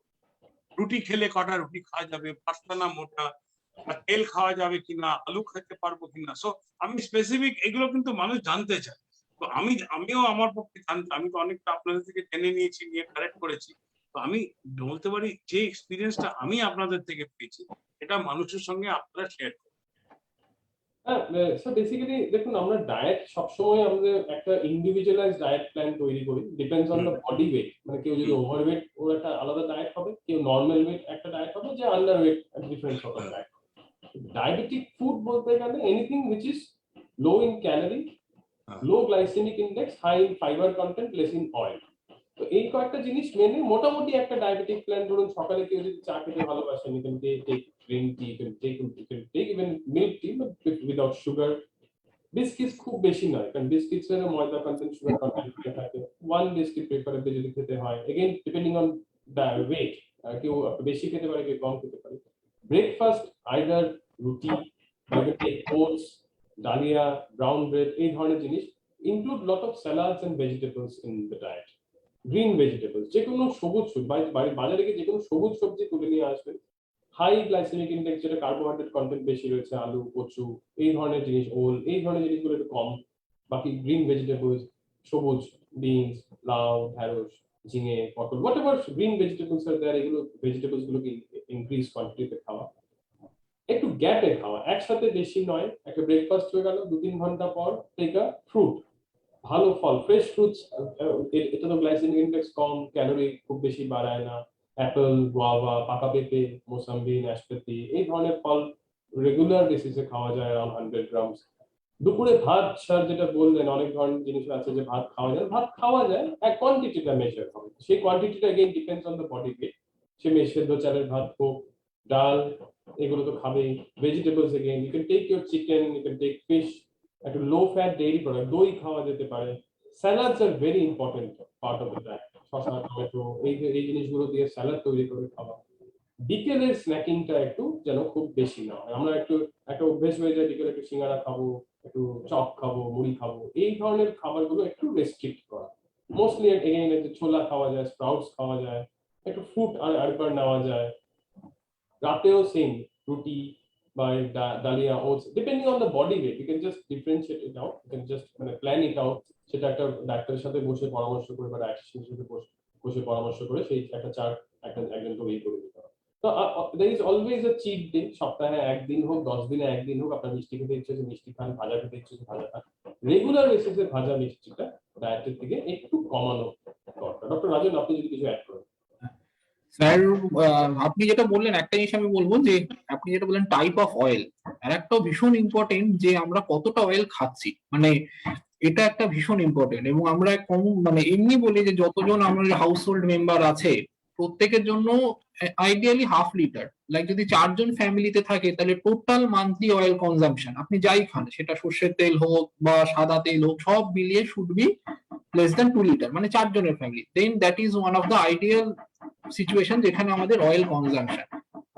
আর বাকি তো ডক্টর অমর্ত্যই মেনলি যেগুলো বললেন। আরেকটা আমরা বলি যে ওই গ্রেজিং ওভার ফুড করবেন না। গ্রেজিং ওভার ফুড মানে ডক্টর অমর্ত্য এটা বললেন যে আপনি গ্যাপ দিয়ে দিয়ে খান, যেখানে আপনার খিদে পায়নি। মানে অনেক সময় দেখি যারা বাড়িতে আছেন, একটা ঘর থেকে অন্য ঘরে যাচ্ছেন, একটা কিছু খাবার দেখতে পেলেন, খানিকটা খেয়ে নিলেন। আপনি হয়তো সন্ধ্যেবেলা বসে টিভি দেখছেন, আপনার খিদে পায়নি, আপনি টিভিটা দেখছেন, কিন্তু অন্য হাতে আপনি কন্টিনিউয়াসলি কিছু খেয়ে যাচ্ছেন। এই এক্সেস ক্যালোরি, এই যে আনকাউন্টেড ক্যালোরি, মানে আপনি হয়তো মনেও করতে পারবেন না আপনি কতটা খেয়ে নিয়েছেন, দ্যাট শুড বি স্টপ। খাওয়ার সময় হচ্ছে ফিক্স, ডেফিনেটলি গ্যাপে গ্যাপে দিয়ে খান, কিন্তু আননেসেসারি খিদে না পেলে অন্য কিছু করতে করতে এক্সট্রা ক্যালোরি গুলো খাওয়া বন্ধ করুন।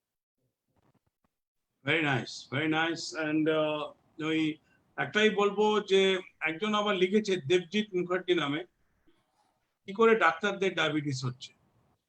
ডায়াবেটিস হওয়ার অনেক কারণ আছে, don't worry, we are also human beings, no? তো বাট হিয়ার আমরা ডাক্তার বলে কিন্তু জিনিসটা বুঝি বলে we are controlling it very nicely, যাতে করে ডায়াবেটিস না হয়। ঠিক আছে, so so much for that. এবারে ডায়েটারি একটা বলি যে ডায়াবেটিস থাকলে পরে ডায়াবেটিসের একটা রেগুলার একটা চেক আপ হওয়া বা ডায়াবেটিক এক্সিকিউটিভ চেক আপ, যেটা আমাদের মিশন হসপিটালে হয়, মনে হয় 4,500 টাকা না কত করে নেওয়া হয়। তো এইরকম ধরনের টেস্টের মধ্যে আমরা diabetic panel, kidney panel, heart panel, তারপরে ব্রেন প্যানেল, অনেক কিছু ইনক্লুড করে একটা HB1AC। অনেক অনেক রোগী আমাদের কাছে আসে, আমি জিজ্ঞেস করি আমার ডায়াবেটিস আছে লাস্ট 15 বছর ধরে। আমি যখন জিজ্ঞেস করি আপনার HB1AC-টা কত, এমন মুখ করে আমার দিকে যেন ওটা মাথায় দেয় না গায়ে দেয়, সাবান না তেল, জানে না।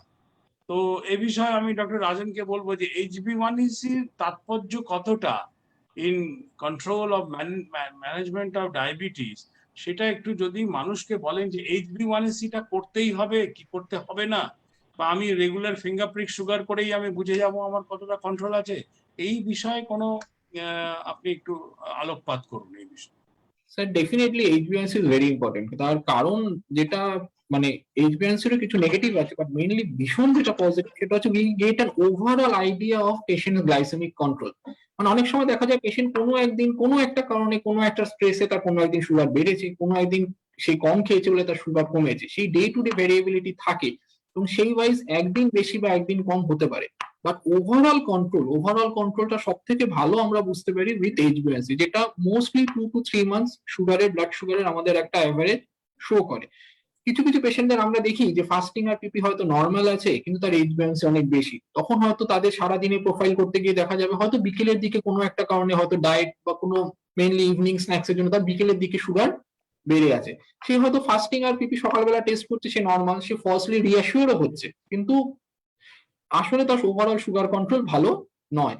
সো এইচবিএনসি definitely give us an overall idea যে আমার সুগার কন্ট্রোল ভালো না খারাপ। মোস্টলি আমরা ট্রাই করি এইচবিএনসি to keep between 6.5 to 7। Younger পপুলেশনদের যদি হাইপোগ্লাইসিমিয়া না থাকে we target more like strong মানে more tight control like around 6.5 আর বিলো। অনেক ওল্ডার মানে সিনিয়র সিটিজেন যাদের আদার কোমরবিডিজ আছে, হাইপোগ্লাইসিমিয়ার রিস্ক বেশি থাকে, তাদের একটু লেস স্ট্রিনজেন্ট টার্গেট করি, but overall around 7 should be the এইচবিএনসি অ্যাট লিস্ট। সুতরাং HB1AC করাটা খুব important, very very important, very very important, সেটা এ বিষয়ে কোনো সন্দেহ নেই। এবং অনেক মানুষ জানে না যে HB1AC করাটা কতটা দরকার। অ্যাটলিস্ট কতদিন বাদে বাদে করা উচিত ডক্টর অমর্ত্য এগুলো, HB1AC-টা বা ডায়াবেটিক প্যানেল নামে যে টেস্টটা আছে, তাতে করে বোঝা যাবে যে ইউরিন দিয়ে কতটা অ্যালবুমিন বেরোচ্ছে, আমার হ্যানা হ্যানা তেনা এইগুলো এক্সেট্রা এক্সেট্রা, কি করে জানা যাবে এগুলো? HbA1c, sir, at least 3 months gap. It should not be done for 3 months. 3 মাসের একটা এভারেজ এটা আমরা আমার একটা প্রবলেম হচ্ছে, কারণ আমি 6 মাস অন্তর অন্তর করছিলাম, তাহলে 3 মাস অন্তর অন্তর। 3 মাস। Thank you. আচ্ছা, আরেকটা যেটা প্রশ্ন ছিল, হঠাৎ করে কিছু রোগের আমরা দেখেছি যে পেশেন্টের ভীষণ ঘাম হচ্ছে বা কাঁপছে, প্রচন্ড খাবার খিদে পাচ্ছে, খুব ধরফর ধরফর করছে, এটা কেন হয়? হ্যাঁ, এই সিমটমস গুলো particular symptoms of low blood glucose. মানে কেউ অনেক ডায়াবেটিক পেশেন্ট আছেন, ডায়াবেটিসের ওষুধ খাচ্ছেন, বা কেউ ইনসুলিন নিচ্ছেন, খাওয়া দাওয়া হয়তো ঠিক মতন হয়নি, বা খাওয়া দাওয়া ঠিক মতন হয়েছে, ডোজটা হয়তো একটু বেশি হয়ে গেছে। সেই সময় তখন কি হয়, ব্লাড গ্লুকোজ হঠাৎ করে বেশি কমে যেতে পারে, less than the acceptable limits, 70 এর নিচেও হতে পারে, 60ও হতে পারে। তখন এটা বডির response to let the person know that blood গ্লুকোজটা কমে যাচ্ছে, ইউ অ্যাক্ট অ্যাকর্ডিংলি। সেই ক্ষেত্রে তখন ইমিডিয়েটলি হাতের পাশে যদি আমরা সবসময় অ্যাডভাইস করেই দিই পেশেন্টদের 3 থেকে 4 চামচ গ্লুকোজ অল্প জলের সাথে। অনেকে কি করে 1 গ্লাস জলের সাথে শরবত করতে, এতটা খাওয়ার কারণ তখন এপিটাইট থাকে না, অল্প জলের সাথে 3 চামচ গ্লুকোজ আইদার জলে গুলে বা গালে ফেলে ইমিডিয়েটলি খেয়ে নিতে হবে। তারপর কিছু একটা ভারী জল খাবার, কার্বোহাইড্রেট, যেটা মানে রুটি, পাউরুটি বা দুধ এই ধরনের খাবার খেয়ে নিয়ে যদি বাড়িতে গ্লুকোমিটার আছে 15 মিনিট পর আবার সুগারটা চেক করে নেওয়া উচিত যে সুগারটা নর্মাল হলো কিনা। ডায়াবেটিস থাকলে গ্লুকোমিটার তো বাড়িতে রাখতেই হবে। ইটস অলমোস্ট অ্যান এসেনশিয়াল হয়ে গেছে এখন একটু গ্লুকোমিটার রাখাটা। যারা ইনসুলিনে আছেন তো অবশ্যই, যারা ট্যাবলেট খাচ্ছেন ওদেরও একটা রাখলে ভালো। তো এখন এই যেটা সিমটমস আর যেটা বললেন সেটার আরেকটা জিনিস হচ্ছে গিয়ে এই ধরনের সিমিলার সিমটমস কিন্তু হার্ট অ্যাটাকেও হতে পারে, সেটা আপনি আরো বেশি ভালো বলতে পারেন। তো এই পেশেন্টদেরকে তখন ডায়াবেটিক পেশেন্ট অলওয়েজ একটা হার্ট অ্যাটাকের রিস্ক থাকছে। গ্লুকোজ খাওয়ানোর পর পেশেন্টের যদি ইমপ্রুভমেন্ট হচ্ছে না তখন আর দেরি না করে পেশেন্টকে ইমিডিয়েটলি হাসপাতালে নিয়ে যাওয়া উচিত, একটা কার্ডিয়াক টেস্ট করানো উচিত যে এই প্যালপিটেশন যেটা হচ্ছে, ঘাম হয়ে যাচ্ছে, প্রেসার ফল করছে, হার্ট অ্যাটাক হয়েছে, সেই জিনিসটা হয়েছে কিনা সেই জিনিসটা দেখে নেওয়া। আর যদি বাড়িতে গ্লুকোজ না থাকে তাহলে চিনি, চিনি মানে চিনি মানে বাঙালির বাড়িতে চিনি থাকে, চিনি আর তখন আপনি 4 চামচ চিনি। বাতাসা ইজ এ ভেরি, মানে যেটা হ্যাঁ, বাতাসা। খুব কমনলি অ্যাভেলেবল, 4টে বাতাসা খেয়ে নিলেও একটা সেই সময় যেন কাজ দেয়। রসগোল্লা খাওয়া যাবে? তখন স্যার সুগার বাড়ানোর জন্য রসগোল্লাও খাওয়া যাবে। না, আমি আমার কিছু পেশেন্টে দেখেছি তারা ধরুন ইনসুলিন নিচ্ছে, কিন্তু তারা ইনসুলিন নিয়ে যতটা খাবার খাওয়া উচিত ততটা খাবার খাচ্ছে না, নিয়ে হাইপো হচ্ছে। নিয়ে যখন হাইপো হচ্ছে ওরা বুঝতে পারছে, কারণ অনেক দিনের ডায়াবেটিস পেশেন্ট, ওরা গাপ করে 4-5টা রসগোল্লা খেয়ে নিল, গিয়ে 500 সুগার হয়ে গেল। That is what is important, যে অতটাই সুগার খেতে হবে যতটা ম্যানেজ, যেটা ইউ সেড কি একটু চিনি আর দুটো বাতাসা নল। লোকে সেই এটা করতে গিয়ে প্রচুর খেয়ে নিয়ে আবার বাড়িয়ে ফেলে, সেটা নট নাইস প্রবলেম। এটার পর ইমিডিয়েটলি একজন যে ডাক্তারকে উনি কনসাল্ট করছেন ওনাকে জানানো দরকার ওষুধের ডোজ কমাতে হবে কিনা বা কোনো টেস্ট করতে হবে কিনা কেন ওই জিনিসটা হয়েছিল, সেই জিনিসটা খুব ইম্পর্টেন্ট।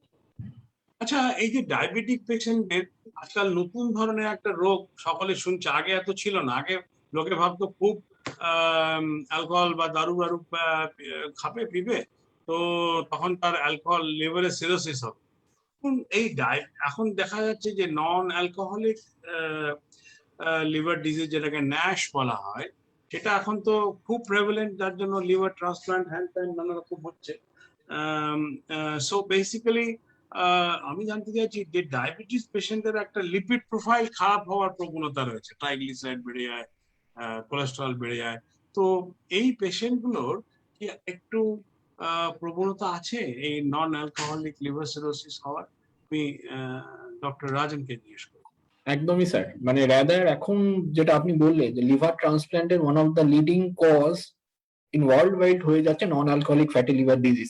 এবং সেম থিং, মানে ওই মেটাবলিক সিনড্রোমের পার্ট, ওবেসিটি, ডায়াবেটিস, এই রোগগুলো থাকলে লিভারে ফ্যাট জমা হওয়া এবং সেখান থেকে লিভারের কোষকে এফেক্ট করা, that can lead to non alcoholic fatty liver disease.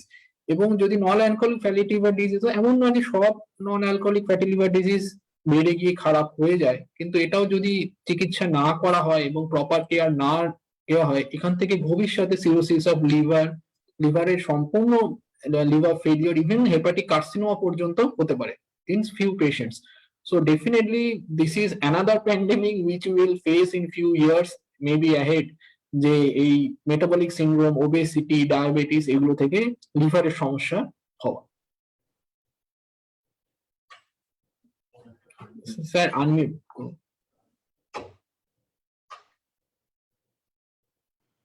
এই বিষয়ে doctor Amartya wants to tell something. Yes, sir. Absolutely. Rajan is totally correct. মানে আমরা ডায়াবেটিসের সাথে সাথে অলমোস্ট এভরি আদার পেশেন্ট, যদি কেউ একটা হেলথ চেক আপ করে এসছে, একটা আলট্রাসাউন্ড করা হয়েছে অন্য কোনো কারণ, পেটে ব্যথা হয়েছে বা একটা গল স্টোন হয়েছে বা কিডনি স্টোনের জন্য আলট্রাসাউন্ড করতে গেছে, fatty liver grade 1 grade 2 is almost a universal finding. মানে এই ফ্যাটি লিভার এটা নতুন প্যান্ডেমিক আসছে, নতুন প্যান্ডেমিক। মানে এটাই আমরা যদি নেগলেক্ট করি, দেন রাজন যেটা বললেন, gradually progresses to high grade fatty liver grade 3, তারপরে ন্যাশ, তারপরেই সিরোসিস। হার্ট অ্যাটাক আর এই কি বলে করোনা প্যান্ডেমিক নিয়ে মানুষের নজর একদম ওই দিকে চলে গেছে। কিন্তু এই যে আমরা একটা লেটেন্ট একটা ভয়ঙ্কর একটা এই আগ্নেয়গিরির উপরে বসে আছি যে যে কোনো সময় এক্সপ্লোড করবে, it is the non-alcoholic fatty liver disease. And এইটার মানে this treatment of non-alcoholic fatty liver disease is to reduce weight, exercise and diet. এর কিন্তু সেরকম diet tablet therapy, medical therapy কিন্তু খুব এফেক্টিভ নয় যতটা এই lifestyle modification is so much effective. এবং যেটা আপনাদের সঙ্গে কথা বলে বুঝলাম যে ডায়াবেটিক পেশেন্টদের non alcoholic fatty liver disease হওয়ার প্রবণতা অনেক অনেক বেশি, তাই তো?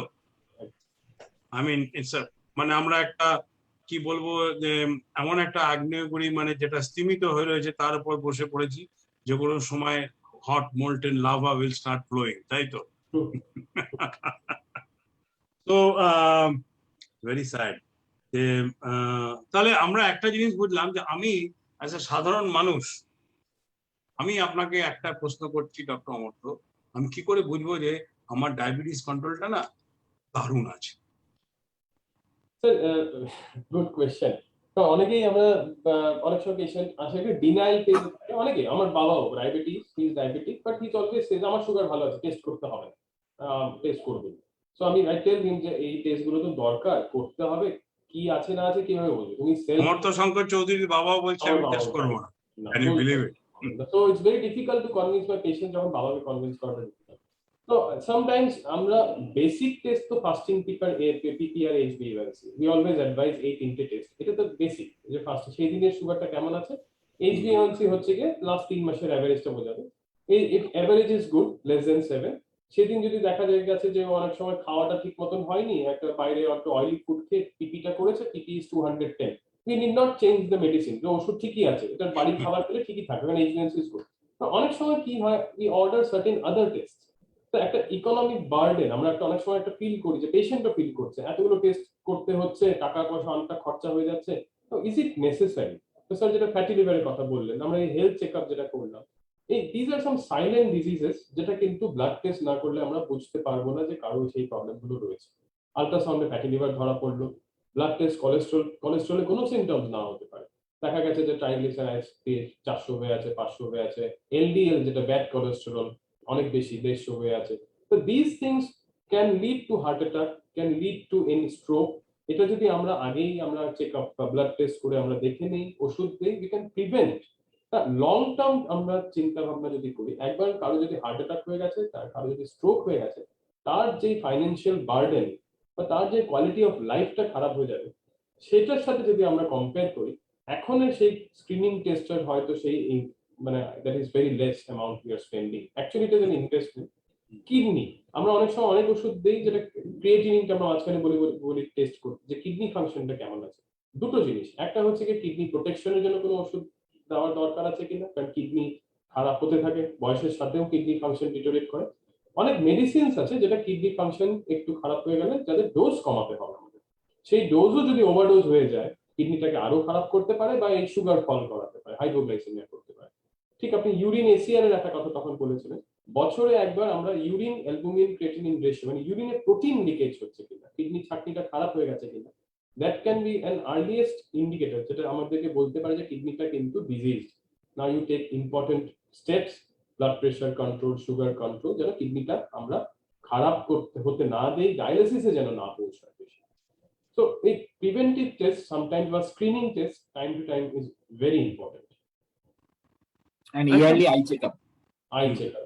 Yearly once, sir, eye retina checkup is very important. Retina checkup is very important. তো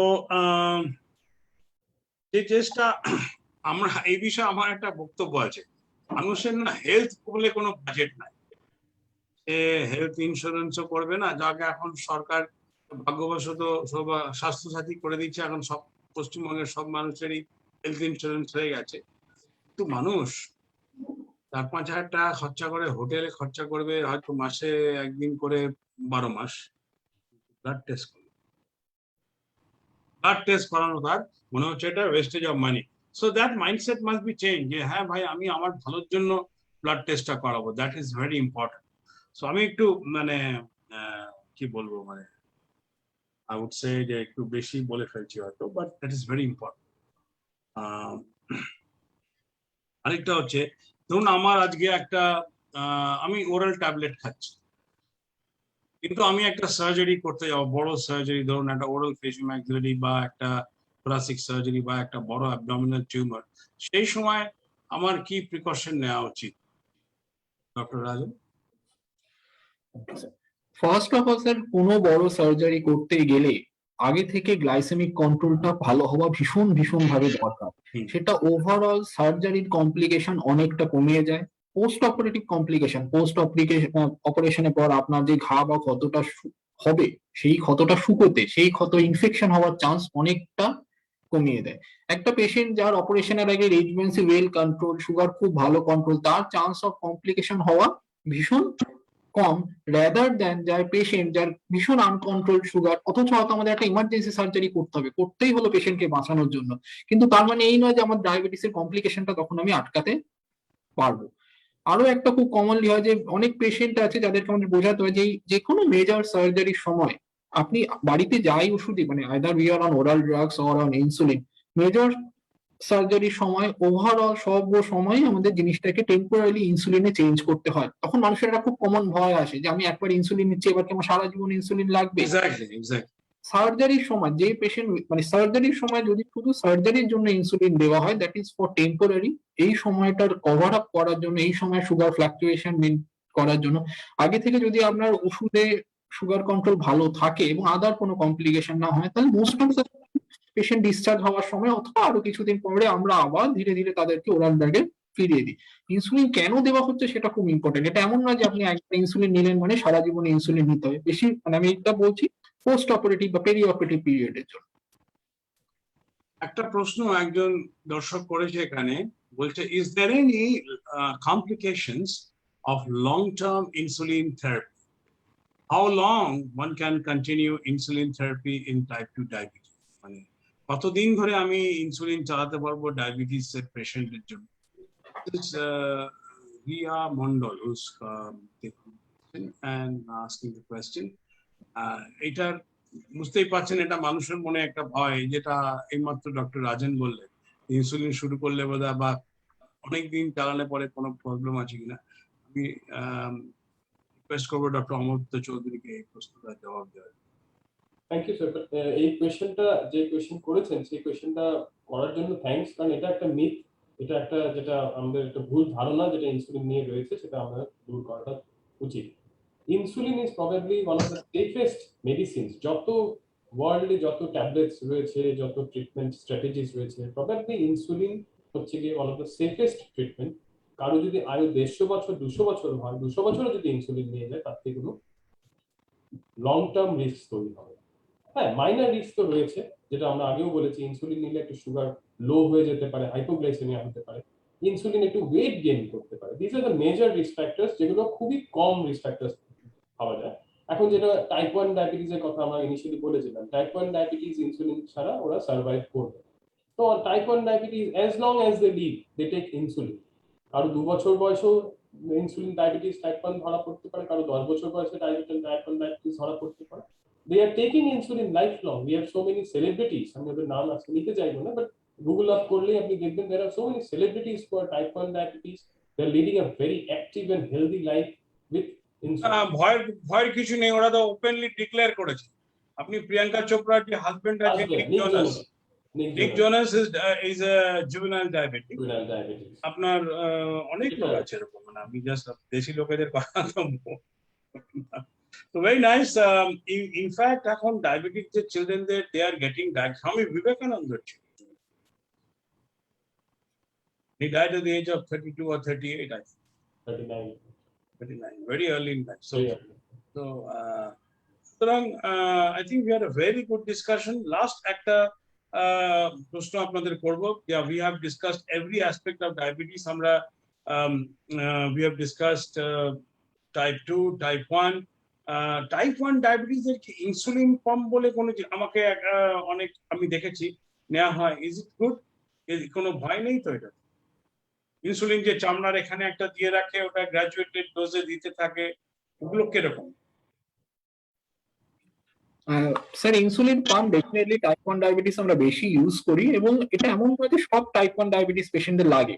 মেইনলি যাদের অনেক সময় দেখা যায় যে অ্যাজ টাইপ 1 ডায়াবেটিস পেশেন্টদের নিজেদের ইনসুলিন সিক্রেটরি ক্ষমতা প্রায় কিছুই থাকে না, যে আমরা মাল্টিপল টাইম ডেইলি ইনসুলিন দিয়েও টাইপ 1 ডায়াবেটিসের অনেক সময় ফুল গ্লাইসেমিক কন্ট্রোল হয় না। কখনো সুগার বেশি বেড়ে যায়, কখনো সুগার খুব তাড়াতাড়ি হাইপোগ্লাইসেমিয়া হয়ে যায়। সেখানে অ্যাডভান্টেজ অফ ইনসুলিন পাম্প হচ্ছে যে এখানে একটা continuous low grade insulin, along with that খাবার সময় দরকার মতন ইনসুলিন ডোজ বাড়িয়ে নেওয়া যায়, বারবার বাচ্চাদের প্রিক করতে হয় না। মানে আপনি একটা ইনসুলিন পাম্প ঢোকা মানে তার নিডলটা সেখানেই প্লেস করা থাকে, দ্যাট ইনফ্রিকুয়েন্ট ইন্টারভ্যাল কখনো 1 সপ্তাহ বা 2 সপ্তাহ অন্তর অন্তর চেঞ্জ করতে। And now in future like এখন এমন ইনসুলিন পাম্পও এসে গেছে যেগুলো হাইব্রিড ইনসুলিন পাম্প, মানে সেই ইনসুলিন পাম্পের মধ্যে নিজেরই সেন্সার আছে, সেই সেন্সার দিয়ে ব্লাড গ্লুকোজ চেক হয় এবং অটোমেটিক্যালি তারা মানে হিউম্যানকে বলতে পারে যে তোমার সুগার বেড়ে গেছে, now you increase the insulin dose in the insulin pump. Even in newer model, there are additional glucagon also which can prevent hypoglycemia. Like dual model is also there. These are very advanced thing. But this insulin pump, সব diabetes পেশেন্টদের লাগে না, but definitely difficult to control diabetes. Indication আছে, indication আছে, এবং এটা যদি কেউ আবার ইচ্ছা করে মেশিন গছানোর জন্য কেউ দিয়ে দেয় সেটা ঠিক না, যেটা আমাদের সব পেশেন্টের লাগে না। এই বিষয়ে একটা প্রশ্ন আমি করি অমর্ত্য শঙ্কর চৌধুরী সাহেবকে, যে is there any role of islet cell transplant diabetes এর চিকিৎসা করার জন্য? হ্যাঁ, so these are sir all মানে এখনো অনেক islet cell transplant নিয়ে there have been lot of research, অনেক islet cell transfer অপারেশন করা হয়েছে। ইনফ্যাক্ট দুটো অপারেশন একসাথে করা হয়, প্যানক্রিয়াস এন্ড মানে ইনসুলিন রিনাল মানে যখন ট্রান্সপ্লান্ট করা মানে এন্ড ব্লক তুলে নিয়ে আসছে, তো তখন মানে these have been tried multiple times, but lot of drugs have to be given to prepare the patient islet cell transplanted জন্য, transplant rejection যেন না হয় তার জন্য অনেক ওষুধ দিতে হয়। So some success have been made, but these are not very successful as of now যে widespread declare করা যায় যে everybody should go for islet cell transplant. So these are still works are going on, recent advances, scientists and surgeons they are still trying their best the type 1 diabetes at a permanent cure যেন আমরা তৈরি করতে পারি so that patient can go off insulin. It is still very much research which is doctors are trying their level best the type 1 diabetes এর কোনো cure যদি বার করা যায়, but as of now insulin is the only treatment option.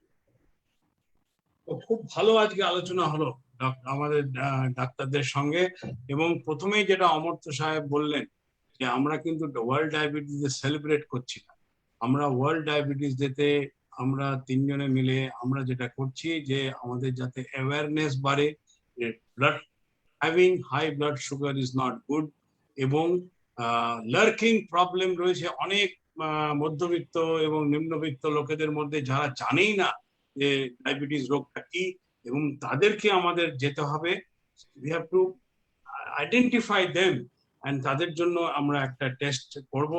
এবং এই সম্বন্ধে বলে রাখি যে আমাদের একটা মিশন হসপিটালে একটা আমাদের সিস্টেম আছে চেক আপ, খুব সস্তায় আমরা করে দিই।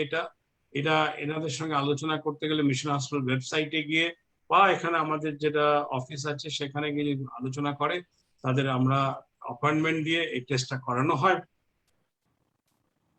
এই আলোচনা শেষ করার আগে শেষ প্রশ্ন দুজনকেই দেব 30 সেকেন্ড করে সময়, যে প্রফেশনাল হিসাবে আপনারা কি রোল নিচ্ছেন যে এই প্যান্ডেমিকটাকে স্থিমিত করার বা এই অ্যাক্সেলারেশনটাকে যাতে থামিয়ে একটা কি রোল নেওয়া যেতে পারে আপনাদের? আমরা একটা ছোট্ট দক্ষিণবঙ্গের একটা সাউথ বেঙ্গলের মধ্যে আছি, কিন্তু আমাদের থেকে এই নলেজটা যদি ডিসিপেট করতে হয় লোকের কাছে, কি স্টেপ আপনারা চান যে মানুষ নিক যে যাতে রোগটা সাংঘাতিক ভাবে এগিয়ে না যায়? জেনেটিক কাউন্সেলিং এর দরকার হতে পারে, না কোনো কিছু ডায়েট প্রবলেম, না আর্লি ডায়াগনোসিস?